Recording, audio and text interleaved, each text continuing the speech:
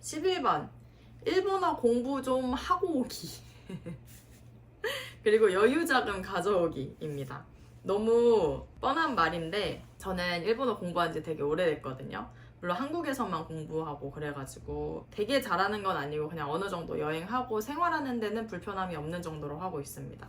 근데 이 상태에서 일을 시작하니까 어려운 점들이 좀 있더라고요. 그냥 평범하게 대화하다가도 뭐 하나를 모르는데 그것 때문에 문맥을 파악하기 어려운 경우도 있고, 가능하시다면 일본어 공부는 많이 하고 오시는 거 추천드립니다. 근데 사실 저는 출국 날짜 잡히니까 더 안 하게 됐어요. 엄청 놀러 다니기만 했습니다. 진짜 피곤할 정도로 놀러 다녀서 그래서 오히려 아직도 향수병이 안 오는 건 아닌가 이런 생각도 사실은 하긴 합니다. 근데 여기 오니까 더 하네요, 공부를. 저는 여기서 지금 놀러 다니느라 바쁘잖아요. 일하고 집 정리하고 놀러 가고, 일하고 집 정리하고 놀러 가고, 빨래하고. 그냥 이렇게 하기가 너무 바빠가지고 일본어 공부 여기 와서 지금 2달 동안 한 번도 안 했어요. 얼마 전에 그 여행 갔을 때 도서관에서 원서 하나 샀거든요. 아직 펼쳐보지도 않았는데 그거를 이제 올해 안에 읽는 것이 저의 하나의 목표이긴 합니다. 그리고 저의 이 여유로움은 통장에서 옵니다, 여러분. 초반의 여유로움, 일자리 잡기 전까지의 그 일본 생활의 로망 다 통장에서 옵니다. 가능한 한 여유자금을 모아오시기를 추천드립니다. 돈 없으면 여기 세금도 많이 나가잖아요. 일 엄청 많이 해야 돼요. 그러면 전 그런 생각을 해요. 여기서 일만 하나 거기서 일만 하나 똑같다. 여기선 좀 덜 하고 좀 프리타의 삶을 살고 싶다라는 저의 목표가 있습니다. 그래서 가능한 한 돈 많이 가져오시고, 첫 번째 월급을 거의 2달 차에 받았기 때문에 그동안 생돈 쓰거든요, 제 돈. 그리고 처음 왔을 때가 제일 힘도 넘치고 여기저기 가고 싶고 이것저것 먹고 싶고 그런 때란 말이에요. 그렇기 때문에 그때 참으면 너무 안타까우니까 추천드립니다.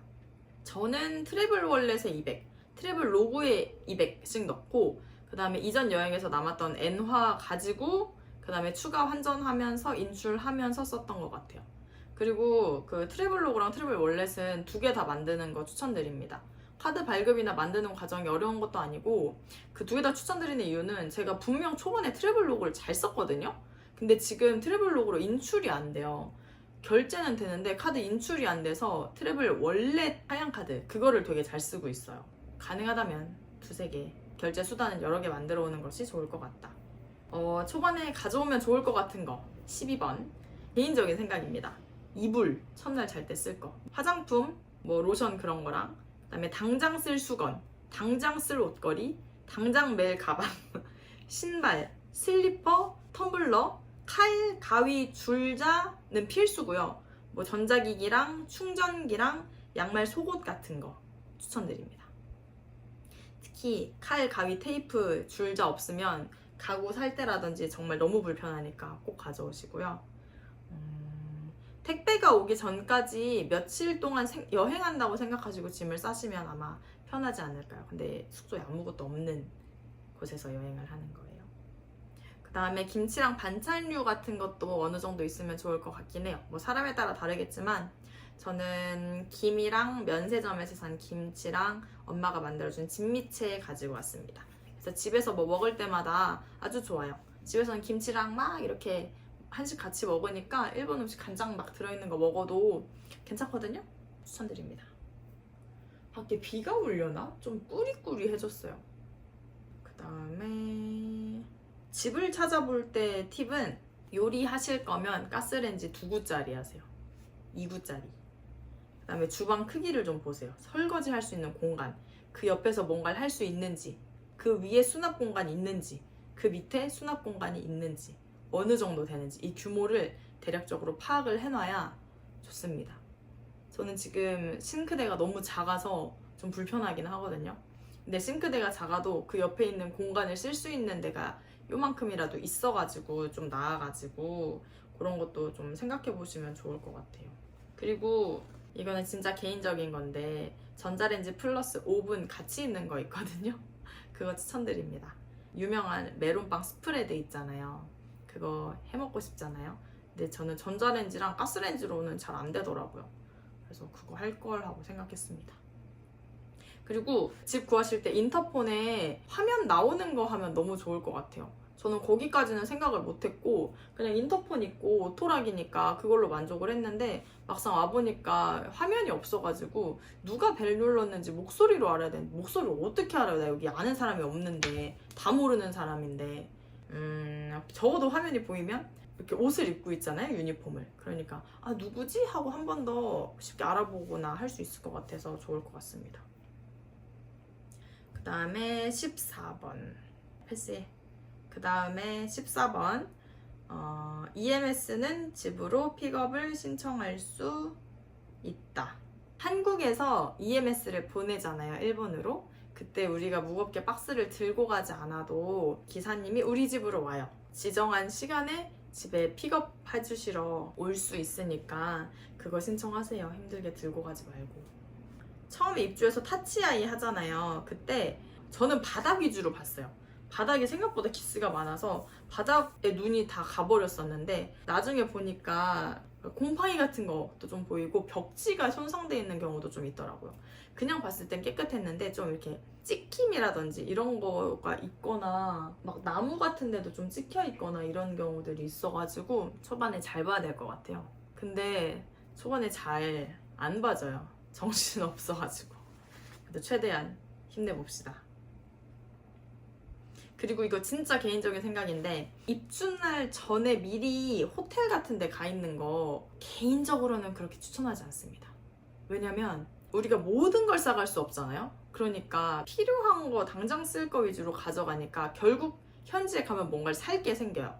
그러면은 호텔도 사실 넓지 않잖아요. 다 늘어놓을 수도 없고 그거 다 들고 다시 숙소까지 가는 거 그 전에 부동산 들려서 키 받고 뭐 계약하고 그 다음에 내 진짜 이제 일본 집 오는 거 힘들다고 생각합니다. 개인적으로는 그냥 바로 집으로 오는 게 낫지 않나. 아니면 적어도 집을 그날 입주를 해서 키 받고 어느 정도 해놓고 호텔에서 자기라든지 그런 식이 낫지 않나 싶습니다. 마지막입니다. 16번 마음가짐. 마음가짐에 대한 팁을 말씀을 드리자면 마음처럼 안 됩니다. 그리고 처음에 현타가 되게 많이 올 수가 있어요. 저는 많이 안 온 편이라고 생각하기는 하거든요. 근데 이제 오기도 하죠, 당연히. 사람에 따라서.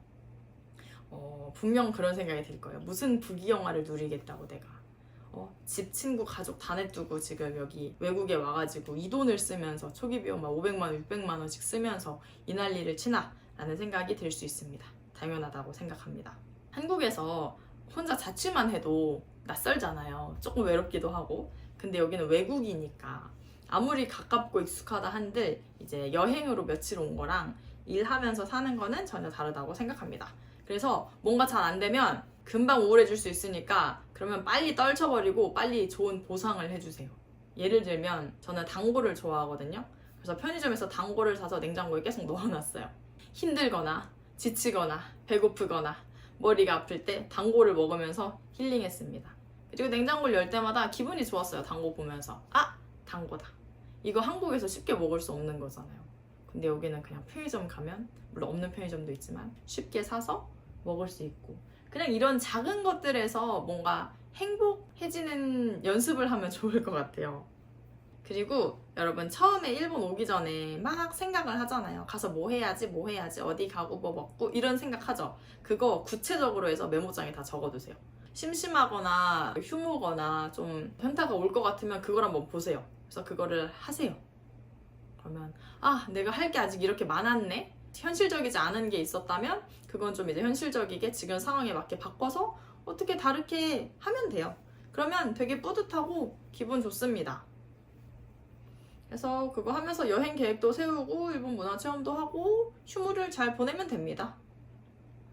그리고 뭔가 엄청나게 안 좋은 일이 있었을 때 이미 일어난 일은 후회해도 어쩔 수 없습니다. 물론 후회합니다. 저 상당히 곱씹고 우울해하고 그런 날은 영상도 안 찍고 많이 먹고 집에 가만히 있고 그러기도 하는데 어쩔 수 없어요. 그게 뭐 내 준비 부족이었을 수도 있고 그냥 운이 안 좋았을 수도 있어요. 그러면 그냥 그랬던 걸로 하고 덕분에 새로운 경험했다. 이것 또한 내가 여기 와서 사니까 할 수 있었던 경험이다. 빨리 잊어버리기, 빨리 떨쳐버리기 추천.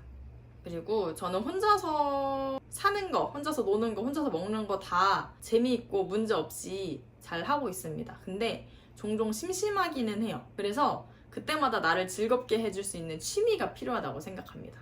뜨개질일 수도 있고요. 요즘 유행하는 러닝일 수도 있고요. 저는 그게 유튜브가 됐어요.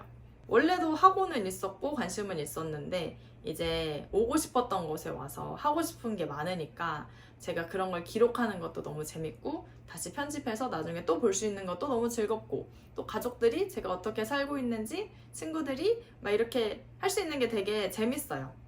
그래서 더 열심히 하게 됐습니다. 그냥 살아가는데 컨텐츠가 되니까 물론 고민하기는 하지만 재밌더라고요. 저 업로드 엄청 주기 짧지 않아요? 굉장하게 시간을 투자하면서 하고 있습니다. 그래서 나름 바빠요. 일도 하면서 이거 같이 하려고 하니까. 그래서 편집하기 싫으면 카페 같은 데도 갔다가 또 여행도 갔다가 그런데 가면 또 뭘 찍어 오잖아요. 다시는 안 갈 것 같으니까.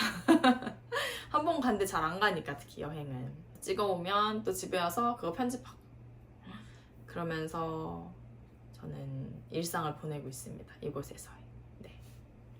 너무 걱정하지 않으셔도 된다고 생각합니다.